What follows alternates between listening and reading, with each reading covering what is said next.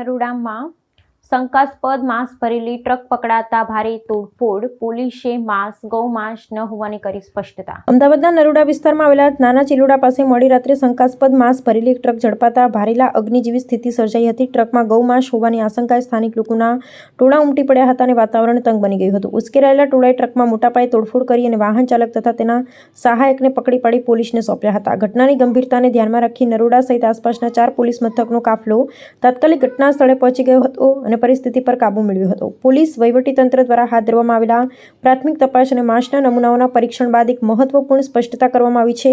પોલીસના દાવા મુજબ પ્રાથમિક તપાસમાં ટ્રકમાંથી મળી આવેલો જથ્થો ગૌમાંસ હોવાનું જણાયું નથી। પ્રયોગશાળાના પરીક્ષણ અને નિષ્ણાંતોના મંતવ્ય મુજબ આ માંસ ભેંસ વર્ગના પ્રાણીઓના બિનઉપયોગી અંગોને અવશેષો હોવાનું સામે આવ્યું છે। આ સ્પષ્ટતા દ્વારા પોલીસે અફવાઓ પર વિરામ મૂકવાનો પ્રયાસ કર્યો છે અને વાતાવરણને શાંત પાડવાની દિશામાં કામગીરી કરી છે।